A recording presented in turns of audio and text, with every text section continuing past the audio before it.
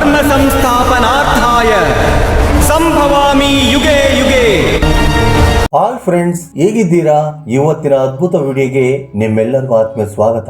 ಒಂದು ಸಾರಿ ಮಹಾಶಿವನು ತಪಸ್ಸು ಮಾಡುತ್ತಿರುವಾಗ ಅವರ ಬಳಿ ಪಾರ್ವತಿ ದೇವಿ ಬರುತ್ತಾರೆ.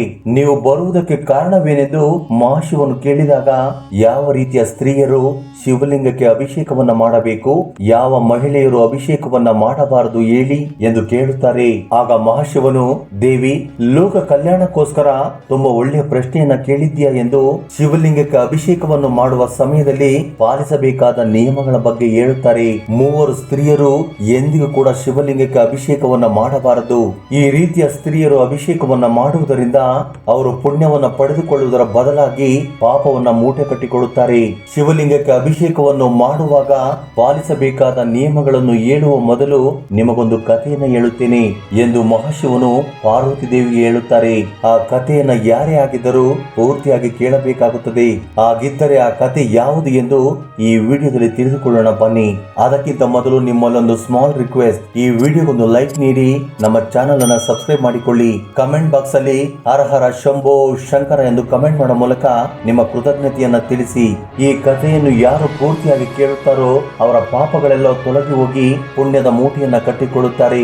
ಇಂತಹ ಒಂದು ಅದ್ಭುತವಾದ ಕಥೆಯನ್ನು ಕೇಳುವುದು ಕೂಡ ಅದೃಷ್ಟವೆಂದೇ ಹೇಳಬಹುದು. ಹಾಗಿದ್ರೆ ಮಹಾಶಿವನು ಹೇಳಿರುವ ಕಥೆಯನ್ನ ಕೇಳೋಣ. ಒಂದಾನೊಂದು ಗ್ರಾಮದಲ್ಲಿ ಸುಖದೇವನು ಎಂಬ ಯುವಕನಿದ್ದನು. ಆತನು ವೇದಗಳನ್ನು ಪುರಾಣಗಳನ್ನು ಅಭ್ಯಾಸ ಮಾಡಿದ್ದನು. ಪ್ರತಿದಿನವೂ ದೈವ ಭಕ್ತಿಯೊಂದಿಗೆ ಶ್ರದ್ಧಾ ಭಕ್ತಿಯಿಂದ ಸಮಯವನ್ನು ಕಳೆಯುತ್ತಿದ್ದನು. ಅದೇ ಊರಿನಲ್ಲಿ ಸುಧರ್ಮ ಎಂಬ ಬ್ರಾಹ್ಮಣನು ಕೂಡ ವಾಸ ಮಾಡುತ್ತಿದ್ದನು. ಆತನಿಗೆ ಸುಮತಿ ಎಂಬ ಸುಂದರವಾದ ಪುತ್ರಿ ಇದ್ದಳು. ಆಕೆ ಮಹಾಶಿವನ ಭಕ್ತೆಯಾಗಿದ್ದಳು. ಪ್ರತಿ ಕಾರ್ತಿಕ ಮಾಸದಲ್ಲಿ ಸೋಮವಾರ ವ್ರತ ಮಾಡುತ್ತಾ ಶಿವಲಿಂಗಕ್ಕೆ ಅಭಿಷೇಕವನ್ನು ಮಾಡುತ್ತಿದ್ದಳು. ಸುಮತಿ ವಿವಾಹ ವಯಸ್ಸಿಗೆ ಬಂದಾಗ ಆಕೆಗೆ ಒಳ್ಳೆಯ ಗಂಡನನ್ನ ಆಯ್ಕೆ ಮಾಡಬೇಕೆಂದು ಸುಧರ್ಮ ನಿರ್ಧಾರ ಮಾಡುತ್ತಾರೆ. ಈ ವಿಷಯವನ್ನು ಆತನ ಹೆಂಡತಿಗೆ ಹೇಳಿದಾಗ ಆಕೆ ಸುಖದೇವನ ಬಗ್ಗೆ ತನ್ನ ಗಂಡನಿಗೆ ಹೇಳುತ್ತಾಳೆ.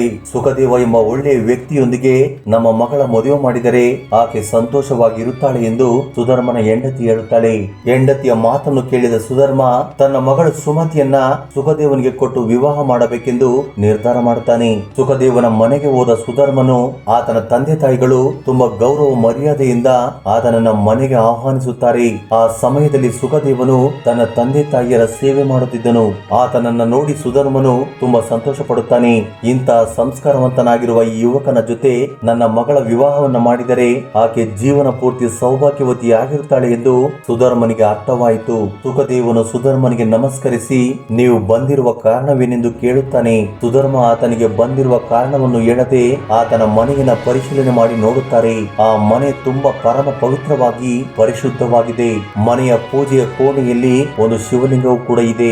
ಇದನ್ನೆಲ್ಲ ನೋಡಿದ ಸುಧರ್ಮನು ಸುಖದೇವನು ಮಾತ್ರವೇ ನನಗೆ ಅಳಿಯನಾಗುವುದಕ್ಕೆ ಅರ್ಹನು ಎಂದು ಅಂದುಕೊಳ್ಳುತ್ತಾನೆ. ತಾನು ಬಂದಿರುವ ವಿಷಯವನ್ನ ಹೇಳುತ್ತಾ, ಈ ದಿನ ನಾನು ನಿಮ್ಮ ಮನೆಗೆ ಬರುವುದಕ್ಕೆ ಕಾರಣ ನನ್ನ ಮಗಳು ಸುಮತಿಗೆ ಮದುವೆ ಸಂಬಂಧವನ್ನ ನೋಡುತ್ತಿದ್ದೇವೆ. ಹಾಗೆ ಸುಖದೇವನು ಎಲ್ಲಾ ರೀತಿಯಲ್ಲೂ ಅರ್ಹನು ಎಂದು ತಿಳಿದುಕೊಂಡು ಇಲ್ಲಿಗೆ ಬಂದೆನು ಎಂದು ಸುಧರ್ಮನು ಹೇಳುತ್ತಾರೆ. ಈ ವಿಷಯವನ್ನು ತಿಳಿದುಕೊಂಡ ಸುಖದೇವನ ತಂದೆ ತಾಯಿಗಳು ತುಂಬಾ ಸಂತೋಷ ಪಡುತ್ತಾರೆ. ಆ ನಂತರ ಅವರು ಸುಮತಿಯೊಂದಿಗೆ ಮದುವೆ ಮಾಡುವುದಕ್ಕೆ ಒಪ್ಪಿಕೊಳ್ಳುತ್ತಾರೆ. ಸುಮತಿಯ ಅಂದ ಚಂದವನ್ನು ನೋಡಿದ ಸುಖದೇವನು ಕೂಡ ತುಂಬಾ ಸಂತೋಷ ಪಡುತ್ತಾನೆ.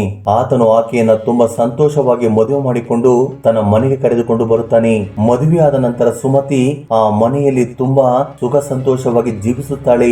ಆಕೆ ಒಬ್ಬ ಪತಿವ್ರತ ಸ್ತ್ರೀಯ ಹಾಗೆ ತನ್ನ ಗಂಡನನ್ನ ಬಿಟ್ಟು ಬೇರೊಬ್ಬ ಪುರುಷನನ್ನ ಕಣ್ಣೆತ್ತು ಸಹ ನೋಡುತ್ತಿರಲಿಲ್ಲ. ಬೆಳಿಗ್ಗೆ ಎದ್ದ ತಕ್ಷಣ ಮನೆಯನ್ನ ಶುಚಿಗೊಳಿಸಿ ಆಕೆ ಪೂಜೆ ಪುನಸ್ಕಾರಗಳನ್ನ ಮಾಡುತ್ತಿದ್ದಳು. ನಂತರ ಅತ್ತೆ ಮಾವ ಗಂಡನಿಗೆ ಸೇವೆ ಮಾಡುತ್ತಿದ್ದಳು. ಈ ರೀತಿಯಲ್ಲಿ ಆಕೆ ಶಿಸ್ತುಬದ್ಧವಾಗಿದ್ದರಿಂದ ಶ್ರೀ ಮಹಾಲಕ್ಷ್ಮಿ ಆಕೆಯ ಮನೆಯಲ್ಲಿ ನೆಲೆಸಿದ್ದರು. ಯಾರು ಸತ್ಯ ಧರ್ಮವನ್ನ ಪಾಲಿಸುತ್ತಿರುತ್ತಾರೋ ಅಂತವರ ಮನೆಯಲ್ಲಿ ಮಾತ್ರವೇ ಮಹಾಲಕ್ಷ್ಮಿ ನೆಲೆಸಿರುತ್ತಾರೆ. ಆದ್ರೆ ಸುಮತಿ ಮಾಡಿದ ಒಂದು ಚಿಕ್ಕ ತಪ್ಪಿನಿಂದ ಮನೆಯಲ್ಲಿ ಸುಖ ಸಂತೋಷಗಳು ನಶಿಸಿ ಹೋದವು. ಇಡೀ ಕುಟುಂಬ ಕಡುಬಡತನಕ್ಕೆ ಜಾರಿತು. ಶ್ರಾವಣ ಮಾಸ ಶುರುವಾದ ಮೊದಲನೆಯ ದಿನ ಅಮಾವಾಸ್ಯೆಯಾಗಿದ್ದರಿಂದ ಸುಮತಿ ಅಂದು ಸಾಂಬಾರಿಗೆ ಹೆಚ್ಚಾಗಿ ಈರುಳ್ಳಿಯನ್ನ ಹಾಕಿ ಅಡುಗೆ ಮಾಡಿದ್ದಳು. ಅದರ ಜೊತೆ ಸೇಂದ್ರಿಯ ಉಪ್ಪನ್ನು ಕೂಡ ಬಳಸಿದ್ದಳು. ಆ ದಿನ ಅಡುಗೆ ತುಂಬಾ ರುಚಿಯಾಗಿದ್ದರಿಂದ ಕುಟುಂಬಸ್ಥರೆಲ್ಲರೂ ಕೂಡ ಹೊಟ್ಟೆ ತುಂಬಾ ಊಟ ಮಾಡುತ್ತಾರೆ. ಮಾರನೇ ದಿನವೂ ಕೂಡ ರಾತ್ರಿ ಉಳಿದಿದ್ದ ಊಟವನ್ನ ಸುಖದೇವ ಮತ್ತು ಸುಮತಿ ತಿನ್ನುತ್ತಾರೆ. ಈರುಳ್ಳಿಯನ್ನ ಹೆಚ್ಚಾಗಿ ತಿಂದಿದ್ದರಿಂದ ಕಾಮ ಹೆಚ್ಚಾಯಿತು. ಸುಮತಿಯ ಜೀವನದಲ್ಲಿ ಕೂಡ ಅದೇ ನಡೆಯಿತು. ಊಟವಾದ ನಂತರ ಸ್ನಾನಕ್ಕೆ ಹೋದ ಸುಖದೇವನು ತನ್ನ ಹೆಂಡತಿಯ ಬಳಿ ಬಂದು ಆಕೆಯ ಜೊತೆ ಶಾರೀರಿಕವಾಗಿ ಸೇರುತ್ತಾನೆ. ಸುಮತಿ ಕೂಡ ತನ್ನ ನಿತ್ಯ ನಿಯಮಗಳನ್ನ ಮರೆತು ಹೋಗಿ ಗಂಡನ ಜೊತೆ ಶೃಂಗಾರದಲ್ಲಿ ಮುಳುಗುತ್ತಾಳೆ. ಆಕೆಯಲ್ಲಿಯೂ ಕೂಡ ಕಾಮವಾಂಚೆ ಹೆಚ್ಚಾಗಿ ಗಂಡನ ಜೊತೆ ಶಾರೀರಿಕವಾಗಿ ಸೇರುತ್ತಾಳೆ. ಆ ನಂತರ ಆಕೆ ಸ್ನಾನ ಮಾಡದೆ ಶಿವಲಿಂಗವನ್ನ ಮುಟ್ಟುತ್ತಾಳೆ. ಇದರಿಂದ ಸುಮತಿಯ ದೇಹದಲ್ಲಿ ಮಹಾ ಮೋಹನು ಪ್ರವೇಶ ಮಾಡುತ್ತಾನೆ.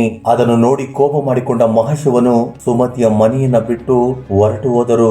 ಮೋಹದಿಂದ ಮುಳುಗಿ ಹೋಗಿದ್ದ ಸುಮತಿ ಸಂಸ್ಕಾರಗಳನ್ನ ಮರೆತು ಹೋದಳು. ಪೂಜೆಗಳು ಆಚಾರಗಳನ್ನ ನಿರ್ವಹಿಸದೆ ಆಕೆ ಗಂಡನೊಂದಿಗೆ ಸೇರುವುದರಲ್ಲಿ ಮಾತ್ರವೇ ದೃಷ್ಟಿ ಇಡುತ್ತಾಳೆ. ಆಕೆ ಮಾಡುವ ಅಡುಗೆಯಲ್ಲಿ ಈರುಳ್ಳಿ ಬೆಳ್ಳುಳ್ಳಿ ಜೊತೆ ಸೇಂದ್ರಿಯ ಉಪ್ಪನ್ನು ಬಳಸಿದ್ದರಿಂದ ಅಡುಗೆಯ ರುಚಿ ಹೆಚ್ಚಾಗಿ ಸುಖದೇವನು ಕೂಡ ಭೋಗ ವಿಲಾಸದಲ್ಲಿ ತೇಲಾಡುತ್ತಾನೆ. ಒಂದು ದಿನ ಸುಮತಿಗೆ ಋತುಸ್ರಾವವಾಗುತ್ತದೆ. ಅದೇ ಸಮಯದಲ್ಲಿ ಸುಖದೇವನು ಆಕೆ ಜೊತೆ ಸಂಭೋಗ ಮಾಡುತ್ತಾನೆ. ಇದರಿಂದ ಆತನ ಶರೀರಕ್ಕೂ ಕೂಡ ಪಾಪ ಪ್ರವೇಶ ಮಾಡಿತು. ಇಲ್ಲಿಯವರೆಗೂ ಅವರಿಬ್ಬರು ಮಾಡಿದ್ದ ಪೂಜೆ ಪುನಸ್ಕಾರಗಳು ಪುಣ್ಯಗಳೆಲ್ಲವೂ ಕೂಡ ನಶಿಸಿ ಹೋದವು. ಆತನ ಶರೀರದಲ್ಲಿ ಬ್ರಹ್ಮಹತ್ಯೆ ಪಾಪ ಸೇರಿಕೊಂಡಿತು. ಯಾವ ಸ್ತ್ರೀ ತನ್ನ ಬಲಹೀನ ಸಮಯದಲ್ಲಿ ಇರುತ್ತಾಳೋ ಅಂತ ಸಮಯದಲ್ಲಿ ಆಕೆಯ ಜೊತೆ ಶಾರೀರಿಕ ಸಂಬಂಧವನ್ನ ಇಟ್ಟುಕೊಳ್ಳಬಾರದು. ಏಕೆಂದರೆ ಮುಟ್ಟಾದ ಸಮಯದಲ್ಲಿ ಸ್ತ್ರೀಯ ಶರೀರದಲ್ಲಿ ಬ್ರಹ್ಮಹತ್ಯೆ ಪಾಪ ವಾಸ ಮಾಡುತ್ತಿರುತ್ತದೆ.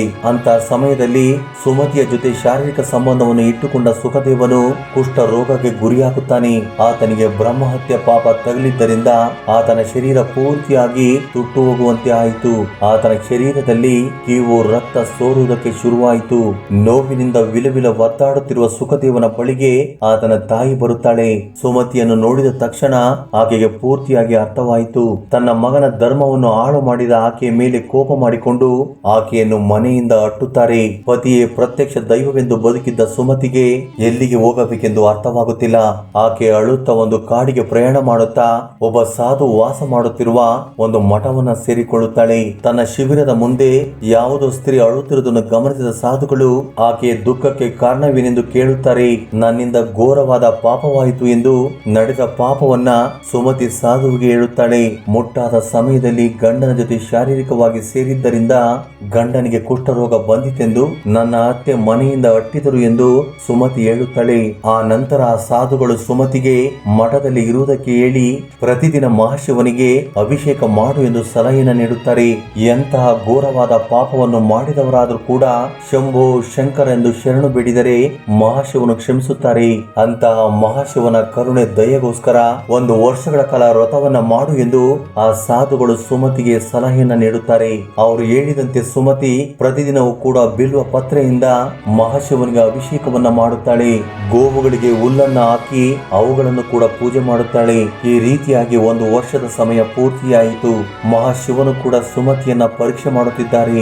ಸಾಧುಗಳು ಸುಮತಿಯಲ್ಲಿನ ಬದಲಾವಣೆಗಳನ್ನ ಗಮನಿಸಿ ಆಕೆಗೆ ಮತ್ತಷ್ಟು ವಿಚಾರಗಳನ್ನ ಹೇಳುವುದಕ್ಕೆ ಶುರು ಮಾಡುತ್ತಾರೆ. ಶ್ರಾವಣ ಸೋಮವಾರ ವ್ರತದ ಬಗ್ಗೆ ಸುಮತಿಗೆ ಹೇಳುತ್ತಾ ಶ್ರಾವಣ ಮಾಸದಲ್ಲಿ ಈರುಳ್ಳಿ ಬೆಳ್ಳುಳ್ಳಿ ಹಾಕಿರುವ ಆಹಾರ ಪದಾರ್ಥಗಳನ್ನ ತಿನ್ನಬಾರದು. ಶಿವಲಿಂಗಕ್ಕೆ ಮರೆತು ಕೂಡ ತುಳಸಿ ಎಲೆಗಳನ್ನ ಸಮರ್ಪಿಸಬಾರದು. ಶಿವಲಿಂಗಕ್ಕೆ ಅರಿಶಿಣ ಕುಂಕುಮವನ್ನ ಹಚ್ಚಬಾರದು. ಶಿವಲಿಂಗದ ಬಳಿ ಶಂಖವನ್ನ ಮೊಳಗಿಸಬಾರದು. ಈ ನಿಯಮಗಳೆಲ್ಲವನ್ನು ಪಾಲಿಸುತ್ತಾ ನೀನು ಸೋಮವಾರ ವ್ರತವನ್ನ ಮಾಡಿದರೆ ನಿನ್ನ ಪಾಪಗಳೆಲ್ಲವೂ ತೊಲಗಿ ಹೋಗುತ್ತವೆ ಎಂದು ಆ ಸಾಧುಗಳು ಹೇಳುತ್ತಾರೆ. ಆ ಮಾತನ್ನು ಕೇಳಿದ ಸುಮತಿ ತಕ್ಷಣ ಸೋಮವಾರದ ವ್ರತವನ್ನ ಆಚರಿಸುವುದಕ್ಕೆ ಸಿದ್ಧಳಾಗುತ್ತಾಳೆ. ಆದ್ರೂ ಕೂಡ ಸುಮತಿಯ ಜೀವನದಲ್ಲಿ ಯಾವುದೇ ರೀತಿಯ ಬದಲಾವಣೆಗಳು ಕಾಣದೇ ಇದ್ದುದರಿಂದ ಆಕೆ ಒಂದು ದಿನ ಆತ್ಮಹತ್ಯೆಯನ್ನ ಮಾಡಿಕೊಳ್ಳಬೇಕೆಂದು ನಿರ್ಧಾರ ಮಾಡುತ್ತಾಳೆ. ಶಿವಾಲಯಕ್ಕೆ ಹತ್ತಿರವಿರುವ ಒಂದು ನದಿಯ ಬಳಿಗೆ ಹೋಗಿ ಆಕೆ ಅಲ್ಲಿಯೇ ಆತ್ಮಹತ್ಯೆಯನ್ನ ಮಾಡಿಕೊಳ್ಳಬೇಕೆಂದು ಅಂದುಕೊಳ್ಳುತ್ತಾಳೆ. ಆಗ ಆ ಸಮಯದಲ್ಲಿ ಒಂದು ಪವಾಡ ನಡೆಯುತ್ತದೆ. ಯಾವಾಗ ಸುಮತಿ ನೀರಿನಲ್ಲಿ ಕಾಲಿಡುತ್ತಾಳೋ ಅದೇ ರೀತಿಯಲ್ಲೇ ಆಕೆ ನೀರಿನಿಂದ ಹೊರಬರುತ್ತಾಳೆ. ಆಕೆಯ ಮುಂದೆ ಸಾಕ್ಷಾತ್ ಮಹಾಶಿವನು ಪ್ರತ್ಯಕ್ಷರಾಗುತ್ತಾರೆ. ಇಷ್ಟು ದಿನ ಆತನು ಸುಮತಿಯನ್ನ ಪರೀಕ್ಷೆ ಮಾಡಬೇಕೆಂದು ಅಂದುಕೊಂಡು ಆಕೆಗೆ ಕರುಣೆ ತೋರಲಿಲ್ಲ. ತನ್ನ ಎದುರುಗಡೆ ಪ್ರತ್ಯಕ್ಷರಾಗಿರುವ ಮಹಾಶಿವನನ್ನು ನೋಡಿ ಸುಮತಿ ತುಂಬಾ ಸಂತೋಷ ಪಡುತ್ತಾಳೆ. ಆ ನಂತರ ತುಂಬಾ ಶ್ರದ್ಧಾ ಭಕ್ತಿಯಿಂದ ನಮಸ್ಕರಿಸುತ್ತಾ ನಾನು ಮಾಡಿರುವ ಪಾಪಗಳು ದೋಷಗಳನ್ನ ಕ್ಷಮಿಸಿ ಎಂದು ಮಹಾಶಿವನನ್ನ ಬೇಡಿಕೊಳ್ಳುತ್ತಾಳೆ. ಆಗ ಮಹಾಶಿವನು ಆಕೆಗೆ ದಯೆ ತೋರುತ್ತಾ ನೀನು ತಿಳಿದು ತಿಳಿಯದೇನೋ ಮಹಾ ಪಾಪವನ್ನ ಮಾಡಿದ್ದೀಯ. ಶ್ರಾವಣ ಮಾಸದಲ್ಲಿ ಮಾಂಸಾಹಾರಕ್ಕೆ ಸಮವಾಗಿರುವ ಈರುಳ್ಳಿ ಬೆಳ್ಳುಳ್ಳಿ ಹಾಕಿರುವ ಆಹಾರ ಪದಾರ್ಥವನ್ನು ತಿನ್ನುವುದರ ಜೊತೆಗೆ ಅದನ್ನ ಮಾರನೇ ದಿನದವರೆಗೂ ಇಟ್ಟುಕೊಂಡು ಕೊಳೆತು ಹೋಗಿರುವ ತರಕಾರಿಗಳನ್ನ ತಿಂದೆ. ಇದರಿಂದ ನಿನ್ನ ಶರೀರದಲ್ಲಿ ಕೋರಿಕೆಗಳು ಹೆಚ್ಚಾದವು. ನಿನ್ನ ಶರೀರದಲ್ಲಿ ಹೆಚ್ಚಾಗಿ ಕಾಮ ಕೋರಿಕೆಗಳು ಹುಟ್ಟಿದವು. ನಿನ್ನ ಗಂಡನ ಜೊತೆ ಶಾರೀರಿಕ ಸಂಬಂಧವನ್ನು ಹೊಂದಿದ ನಂತರ ಸ್ನಾನ ಮಾಡದೇನೆ ಶಿವಲಿಂಗವನ್ನ ಮುಟ್ಟಿದೆ. ಅಷ್ಟೇ ಅಲ್ಲದೆ ಮುಟ್ಟಾದ ಸಮಯದಲ್ಲಿ ನಿನ್ನ ಗಂಡನ ಜೊತೆ ಶಾರೀರಿಕ ಸಂಬಂಧವನ್ನ ಹೊಂದಿದೆ. ಯಾವಾಗ ಗಂಡ ಹೆಂಡತಿಯರು ಶಾರೀರಿಕವಾಗಿ ಸೇರುತ್ತಾರೋ ಆಗ ಅವರ ಶರೀರ ಅಪವಿತ್ರವಾಗಿರುತ್ತದೆ. ಅಂತ ಸಮಯದಲ್ಲಿ ಯಾವುದೇ ಕಾರಣಕ್ಕೂ ಶಿವಲಿಂಗವನ್ನ ಮುಟ್ಟಬಾರದು. ಆದ್ದರಿಂದಲೇ ನಿನ್ನ ಶರೀರಕ್ಕೆ ಮಹಾಮೋಹ ಪ್ರವೇಶ ಮಾಡಿತು. ಇದರ ಕಾರಣದಿಂದಲೇ ನೀನು ಮತ್ತು ನಿನ್ನ ಗಂಡ ಮತ್ತಷ್ಟು ಕಾಮದಿಂದ ಪೀಡಿತರಾದಿರಿ. ಮುಟ್ಟಾದ ಸಮಯದಲ್ಲಿ ಕೂಡ ನಿಮ್ಮ ಕಾಮ ವಾಂಛೆಯನ್ನ ತಡೆದುಕೊಳ್ಳಲಾಗಲಿಲ್ಲ. ಆ ಕಾರಣದಿಂದಲೇ ನಿನ್ನ ಗಂಡನಿಗೆ ಕುಷ್ಠರೋಗ ಬಂದಿತು. ಅದರ ಕಾರಣದಿಂದಲೇ 1 ವರ್ಷದಿಂದ ಬ್ರಹ್ಮಚರ್ಯ ವ್ರತವನ್ನ ತುಂಬಾ ನಿಷ್ಠೆಯಿಂದ ಮಾಡಿದ್ದೀಯಾ. ಅದರ ಜೊತೆ 16 ಸೋಮವಾರ ವ್ರತಗಳನ್ನು ಕೂಡ ತುಂಬಾ ನೀತಿ ನಿಯಮಗಳಿಂದ ಮಾಡಿದ್ದೀಯಾ. ಇದರಿಂದ ನೀನು ಮಾಡಿದ ಪಾಪಗಳಿಂದ ಮುಕ್ತಿಯನ್ನು ಹೊಂದಿದೆ ಎಂದು ಮಹಾಶಿವನು ಹೇಳಿದ ನಂತರ ಸುಮತಿ ತುಂಬಾ ಸಂತೋಷ ಪಡುತ್ತಾಳೆ. ಆದ್ರೆ ಆಕೆಯ ಮನಸ್ಸಿನಲ್ಲಿ ಕೆಲವು ಸಂದೇಹಗಳು ಉಳಿದುಕೊಳ್ಳುತ್ತವೆ. ಯಾವ ಸಮಯದಲ್ಲಿ ಶಿವಲಿಂಗಕ್ಕೆ ಅಭಿಷೇಕವನ್ನ ಮಾಡಬೇಕು, ಯಾವ ಸಮಯದಲ್ಲಿ ಮಾಡಬಾರದು ತಿಳಿಸಿ ಎಂದು ಮಹಾಶಿವನನ್ನು ಬೇಡಿಕೊಳ್ಳುತ್ತಾಳೆ. ಆಗ ಮಹಾಶಿವನು ಸುಮತಿಯ ಸಂದೇಹಗಳನ್ನ ತೀರಿಸುತ್ತಾ ಹೇಳುವುದಕ್ಕೆ ಶುರು ಮಾಡುತ್ತಾರೆ. ಶಿವಲಿಂಗವು ನನಗೆ ಅತ್ಯಂತ ಪ್ರಿಯಕರವಾದದ್ದು. ಒಂದು ರೀತಿಯಲ್ಲಿ ಹೇಳಬೇಕು ಅಂದ್ರೆ ಅದು ನನ್ನ ರೂಪಕ್ಕೆ ಪ್ರತಿರೂಪ. ಆದ್ದರಿಂದ ಯಾವುದೇ ಕಾರಣಕ್ಕೂ ಅಪವಿತ್ರವಾಗಿರುವ ಸಮಯದಲ್ಲಿ ಶಿವಲಿಂಗವನ್ನ ಮುಟ್ಟಬಾರದು. ಅದರಲ್ಲೂ ಮುಖ್ಯವಾಗಿ ಸ್ತ್ರೀಯರು ಮುಟ್ಟಾದ ಸಮಯದಲ್ಲಿ ಶಿವಲಿಂಗವನ್ನ ಮುಟ್ಟಬಾರದು. ಏಕೆಂದರೆ ಆ ಸಮಯದಲ್ಲಿ ಸ್ತ್ರೀಯರ ಶರೀರದಲ್ಲಿ ಬ್ರಹ್ಮಹತ್ಯೆ ಪಾಪವಿರುತ್ತದೆ ಮತ್ತು ಸ್ತ್ರೀಯರು ತನ್ನ ಗಂಡನ ಜೊತೆ ಶಾರೀರಿಕ ಸಂಬಂಧವನ್ನು ಹೊಂದಿದ ನಂತರ ಅವರ ಶರೀರ ಅಪವಿತ್ರವಾಗುವ ಕಾರಣ ಅವರು ಕೂಡ ಶಿವಲಿಂಗವನ್ನ ಮುಟ್ಟಬಾರದು. ಪವಿತ್ರವಾದ ಅರಿಶಿನ ನೀರಿನಿಂದ ಸ್ನಾನ ಮಾಡಿದ ನಂತರವೇ ಶಿವಲಿಂಗವನ್ನ ಅಭಿಷೇಕ ಮಾಡುವುದಕ್ಕೆ ಕುಳಿತುಕೊಳ್ಳಬೇಕು. ಯಾವ ಮಹಿಳೆ ಪರಪುರುಷನೊಂದಿಗೆ ಸಂಬಂಧವನ್ನು ಇಟ್ಟುಕೊಳ್ಳುತ್ತಾಳೋ ಅಂತಹ ಮಹಿಳೆಯರು ಕೂಡ ನನ್ನ ಶಿವಲಿಂಗವನ್ನ ಮುಟ್ಟಬಾರದು.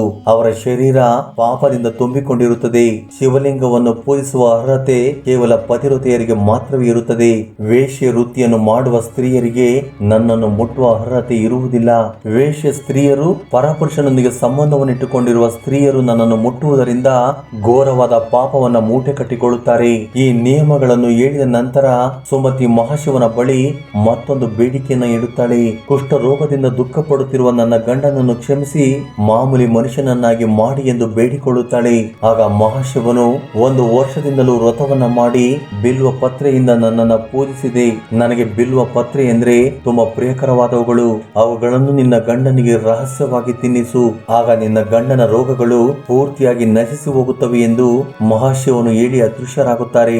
ಮಹಾಶಿವನು ಹೇಳಿದಂತೆ ಶಿವಲಿಂಗಕ್ಕೆ ಅಭಿಷೇಕ ಮಾಡಿದ್ದ ಬಿಲ್ವ ಪತ್ರೆಯನ್ನ ತೆಗೆದುಕೊಂಡು ಸುಮತಿ ತನ್ನ ಅತ್ತೆಯ ಮನೆಗೆ ಹೋಗುತ್ತಾಳೆ.